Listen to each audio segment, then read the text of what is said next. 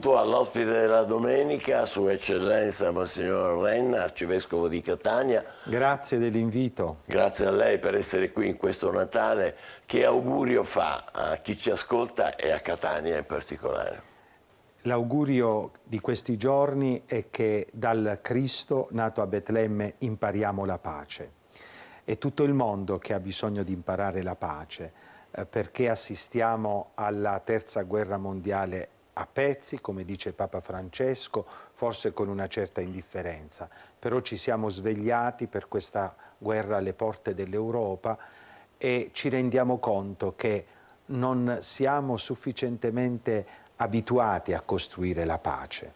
Imparare la pace dal bambino di Betlemme significa diventare più miti, diventare persone che disarmano il loro cuore, il loro linguaggio, che sanno accettare il dialogo, che sanno perdonare. È quello che io auguro alla nostra Catania, perché tanti piccoli conflitti sono latenti ed espliciti, e auguro a tutta l'Italia, a tutto il mondo. Ecco, ma proprio questa guerra in Ucraina, che tormenta anche il Papa, sembra non finire mai e siamo preoccupati perché non sappiamo più cosa è giusto, cosa va nella direzione della pace, è vero? Ecco, certamente sarebbe giusto dialogare. E questo dialogo stenta ad iniziare perché forse non ci sono gli arbitri giusti. Papa Francesco si è proposto, evidentemente si è proposto per trovare delle soluzioni che non scontentino nessuno, che vedano riconosciuta la dignità di ciascuno e che mettano fine alla violenza che pagano soprattutto i più piccoli, i poveri. Però ecco, in questo momento non siamo abituati a dialogare, siamo abituati di più ad urlare che a seguire azioni diplomatiche. Si passa subito dal conflitto alla sanzione e alla minaccia di qualcosa di terribile che non dovremmo mai, assolutamente neppure lontanamente augurarci, che è un conflitto con la bomba atomica. Ma da un conflitto che appunto ci tormenta a un'altra situazione, quella della corruzione, dell'avidità, che si è fatta strada in quella che doveva essere il nostro orizzonte futuro, l'Europa unita, e da noi invece abbiamo scoperto che lì è, insomma, si svilupperà un'indagine. Un'Europa che, lo diceva già San Giovanni Paolo II, non ha voluto riconoscere esplicitamente le sue radici, che sono radici di grande spessore, radici cristiane, radici delle grandi religioni, radice della cultura profondamente umanistica greca e latina. E naturalmente, ecco, in un'Europa che vede tante appartenenze, nella quale il senso etico e punti di riferimenti vengono meno, quello che accade è il trionfo della corruzione. La questione morale non è una questione semplicemente del passato, che abbiamo visto in Tangentopoli. Oggi continua a tutti i livelli, anche nei nostri comuni, ne approfittano le mafie, e quello che fa specie è che un livello così alto come quello europeo veda una questione morale nella quale, ecco, non si ha remora ad approfittare di soldi che farebbero tanto bene ai più poveri. Sono immagini che scandalizzano, no? Gli impacchi le valigie con Io soldi, posso capire un povero che ruba per mangiare, o una persona che non ha nessuna opportunità, posso anche capirla, ma una persona che ha già tanto, ecco, che ha degli stipendi invidiabili, ma questo accade anche nella nostra Catania e nella nostra Italia, che continua a derubare le tasche dello Stato e le tasche che dovrebbero poi essere, le cui risorse dovrebbero essere riversate su tutta la società, questo veramente è qualcosa di terribile. Ma perché il denaro è diventato l'unica cosa che conta? È sempre stato, guardi, quando Gesù Cristo mette in guardia i suoi discepoli da una idolatria, dice: non potete servire Dio e Mammona e il denaro. Perché il denaro dà potere, il denaro sembra quasi di soddisfare tutti i bisogni della persona, ma rende avidi, rende insensibili ai bisogni degli altri e la cosa peggiore che crea, io credo, sia quello di segnare fortemente la propria famiglia.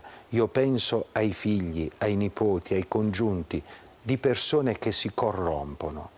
Un genitore che si corrompe in questa maniera rovina la propria famiglia, Sì, certo. rovina il proprio matrimonio, rovina il rapporto con i figli e pensava di portare qualcosa di più alla famiglia, invece gli ha sottratto il valore più grande, che è la Mentre serenità. questa Europa si distrae in queste vicende, non si occupa dei migranti, i migranti che sono oggetto di contese politiche sia in Italia che appunto fra l'Italia e l'Europa, e nel frattempo a Lampedusa si lamentano di essere abbandonati e il parroco dell'isola, Don Carmelo Rizzo, ha detto: non siamo di fronte a un'emergenza ma a una fuga di popoli. Una fuga di popoli della quale ci dovremmo rendere conto a livello internazionale, perché poi noi le incontriamo queste persone nei centri di accoglienza, le incontriamo nei luoghi come i dormitori o come le mense della Caritas, quelle poche persone che rimangono in Sicilia perché molte vanno verso il nord e il nord Europa.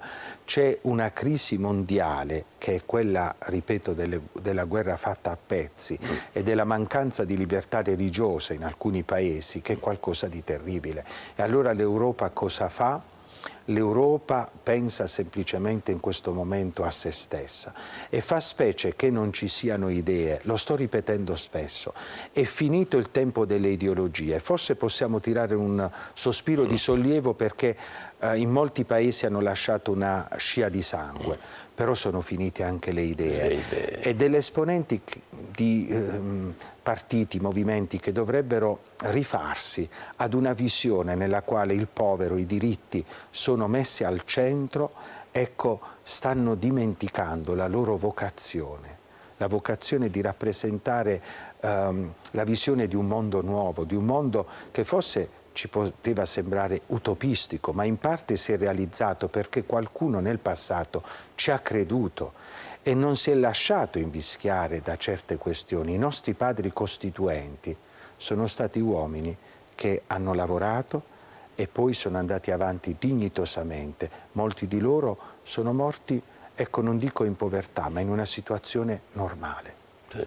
Parlando di cose catanesi, cose vicine, qui nella nostra città si voterà in primavera. Lei ha detto che a Catania serve un governo solido, lungimirante, ma la preoccupa l'astensionismo. Mi preoccupa l'astensionismo e, se permette, io ho detto trasparente. Trasparente. Trasparente perché se ci si candida sul fardello delle proprie spalle, con dei processi in corso, e se ci sono dei sospetti sulla propria persona e si va avanti nonostante tutto, si diseduca una popolazione. Da dove viene la mancanza di fiducia del catanese o dell'italiano medio?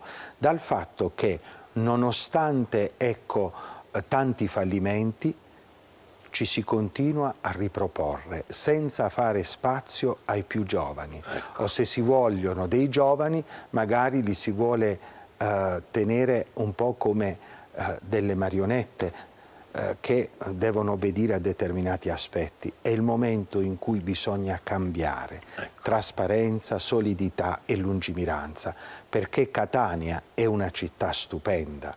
Noi non dovremmo dimenticare che è stata definita la Milano del Sud, ma rispetto a Milano la bellezza artistica, la natura e i doni di Dio che ha dato a questa terra che, ecco, è adagiata ai piedi dell'Etna non sono eguagliabili a quelli di Milano. Certamente. E poi da noi c'è il problema del lavoro, dell'occupazione. Lei è presidente della Commissione dei problemi sociali e del lavoro della CEI. A Catania il lavoro, l'occupazione è una questione fondamentale. È una questione fondamentale perché tante industrie che qui avevano dei loro presidi stanno chiudendo. Certo, ci sono delle aziende di eccellenza, ma dovremmo tener presente che c'è un mondo di lavoratori che non potrebbe mai arrivare a quel target di determinate industrie che sono molto specializzate, ad esempio in elettronica. C'è bisogno di tanto altro lavoro. se ci fosse uno sguardo lungimirante, se si prendessero le distanze davvero da tutte quelle forme di infiltrazioni che se non sono mafiose sono di persone che vogliono lucrare senza trasparenza, se si puntasse tantissimo su una imprenditoria giovanile che ha dei bellissimi esempi a Catania, nati proprio nel 2022, Catania potrebbe risorgere da sola, però ecco c'è bisogno di tanto lavoro. Altro problema che ha a Catania è quello dell'istruzione dell'obbligo, problema serio, l'abbandono è una piaga in Sicilia, ma a Catania in particolare, molti ragazzi tra l'altro tentati di lasciare, ci sono indagini recenti, non se la sentono neanche più, dicono ma no, ma che continuo a fare? Sì, sì. E anche su questo lei non transige, vero? No, non transigo e devo dire che sono una delle voci che con altre istituzioni che credo in nessun luogo come Catania stanno intervenendo, come il prefetto, come il presidente del Tribunale dei minori, come lo stesso provveditorato e una serie di associazioni e di congregazioni religiose che da anni stanno combattendo, ecco adesso si sentono maggiormente unite e si sentono più sostenute dalle istituzioni perché le scelte che sono state fatte per responsabilizzare le famiglie sono davvero molto forti. Io mi aspetto che alla fine dell'anno scolastico quel tristissimo 25% scenda almeno di qualche punto, però la partita non finisce qui, bisogna continuare perché è una situazione che si è lasciata incancrenire e ho paura che si sia stati distratti da altre cose nella politica catanese. Io spero che questo trend risalga, quello della frequenza a scuola, e che ad un certo punto diventi qualcosa di stabile l'impegno e l'alleanza tra istituzioni e uno splendido mondo del volontariato che è il fiore all'occhiello di Catania. Perché Catania altrimenti lì allegna anche la microcriminalità quando ci sono questi casi. È un cane che si morde la coda perché i genitori non hanno interesse, a volte non sono presenti in famiglia perché sono in carcere e allora il guadagno facile fa gola a tutti. E poi questi ragazzi, ecco, non si sentono tante volte apprezzati nelle loro situazioni, nelle loro qualità, perché è difficile oggettivamente fare scuola a loro. Per questo io ho immaginato un sogno che vedo sta entrando nel linguaggio anche degli alunni delle scuole catanesi che sto incontrando, che Rosso Malpelo, il nostro Rosso Malpelo Verghiano, certo, incontri un Don Milani. E io mi assicuro bellissimo, che tanti Don Milani ci sono a Catania, sono docenti, sono dirigenti e sono tanti volontari. Ci sono, ma bisogna moltiplicare queste forze, queste belle energie. Parliamo di cose belle, Sant'Agata tornerà finalmente tra i suoi devoti dopo le restrizioni della pandemia. E lei ha nominato un nuovo comitato per i festeggiamenti. Io insieme al commissario straordinario, il dottor Federico Portoghese, siamo stati tempestivi nel giro di pochi giorni quando ci sono arrivate delle dimissioni di 4 membri del comitato che noi abbiamo accolto nel rispetto di quello che sono i sentimenti, la disponibilità e le difficoltà che si possono incontrare. Ecco, abbiamo nominato una squadra nella quale abbiamo conservato la presidente Mariella Gennarino, gli altri 2 membri che non erano dimissionari, abbiamo integrato e la nostra intenzione è che si lavori davvero continuando quello che è stato già messo in moto e che vede soprattutto il comune responsabile per la parte organizzativa, la parte religiosa, ecco, è ampiamente consolidata. Si lavori soprattutto nel silenzio, senza apparire, perché il comitato di Sant'Agata non è una passerella per nessuno e su questo non transigerò nel futuro. Si lavora in silenzio e si prende come motto un verso della Divina Commedia: quello di Virgilio, che ascoltando Dante prosegue e dice con l'opera tacendo. Così bisogna operare, ecco. Con l'opera tacendo. Però lei è stato anche severo con certe degenerazioni dei devoti, è vero? Sì, io credo di alcuni devoti. Alcuni devoti. Perché il popolo di Sant'Agata è un popolo genuino, che ha tante difficoltà, che guarda la nostra santa veramente come a colei che può soccorrere in situazioni disperate. Noi dovremmo metterci forse nel sacco di tanti devoti per capire alcune espressioni di spiritualità. E naturalmente, ecco, la spiritualità manifesta quella che è una realtà umana con le sue difficoltà. È un popolo che presenta a Sant'Agata le sue necessità, ma che va a Sant'Agata anche con la sua cultura, nella quale a volte la superstizione o il malaffare di qualcuno tenta di entrare. Allora ho detto che tutto quello che avviene, il fatto che si scommetta, le scommesse, ecco, prima di Sant'Agata. Lei ne ha la certezza? Mi sono arrivate delle voci, ovviamente se ci fosse delle certezze sarebbero da segnalare in una maniera più severa, ma chi fa delle scommesse non è degno di portare il sacco, perché usa Sant'Agata, i santi non si usano. E ho citato quell'opera famosa che dice scherza con i fanti, non scherzare con i santi. La benedizione di Dio non può scendere su chi utilizza la festa di Sant'Agata per lucrare qualcosa, ma tutto deve sapere di gratuità, dal cero che si offre senza ostentazione, alla preghiera, all'offerta che si fa. Dobbiamo imparare un po' lo stile della modestia, dell'umiltà, di una preghiera e di un rapporto interiore con il Signore, con la Madonna e con Sant'Agata. Ecco, e non scendere mai a certe forme che non appartengono né a dei cristiani né a persone che aderiscono a qualunque religione, perché se una religione strumentalizzasse così il denaro vuol dire che non è orientata verso una divinità ma semplicemente verso se stessa. Ecco. La comunicazione, in occasione di questo Natale, un pensiero lo vuole rivolgere a chi come noi si sforza di raccontare la Sicilia in tutti. Mi sono chiesto tante volte chi fossero i patroni del mondo della comunicazione.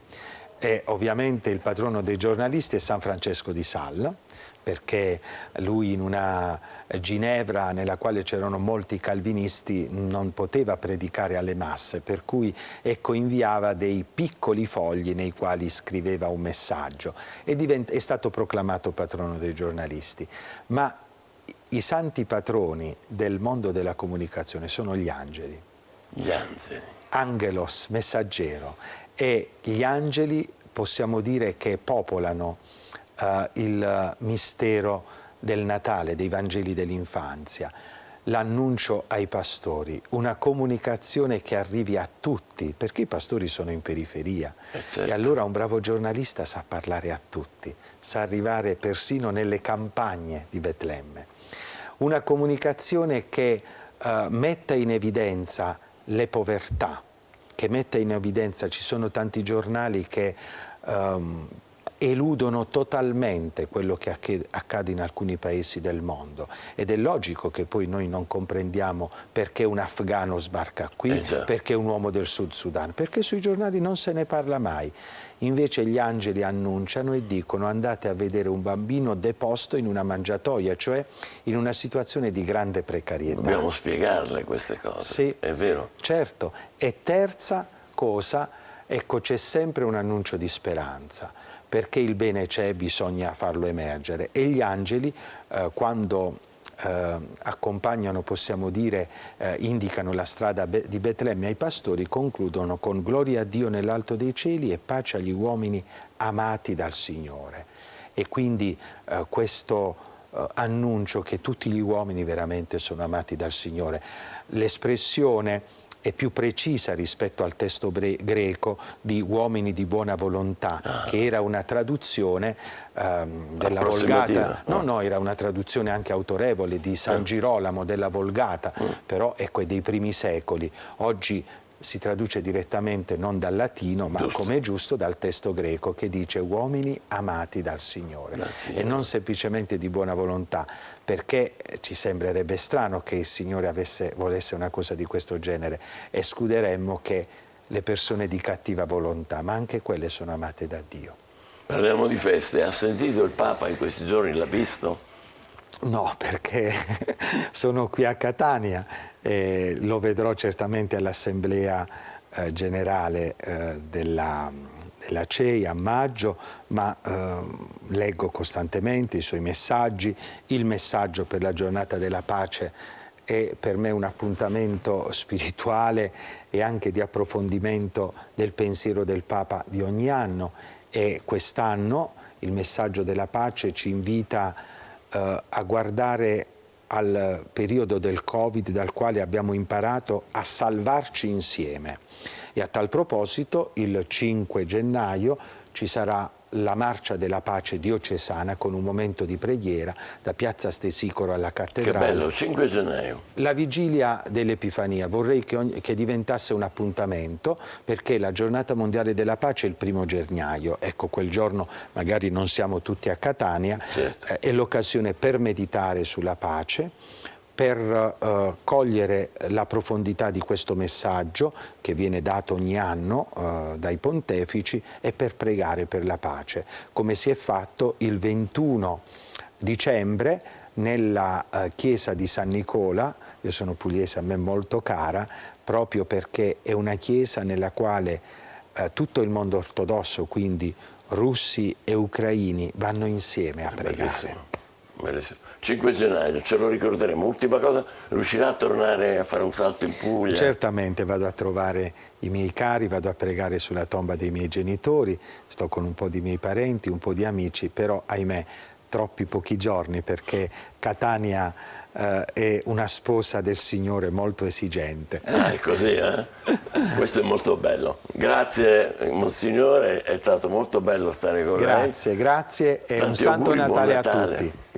Grazie ancora. Bene.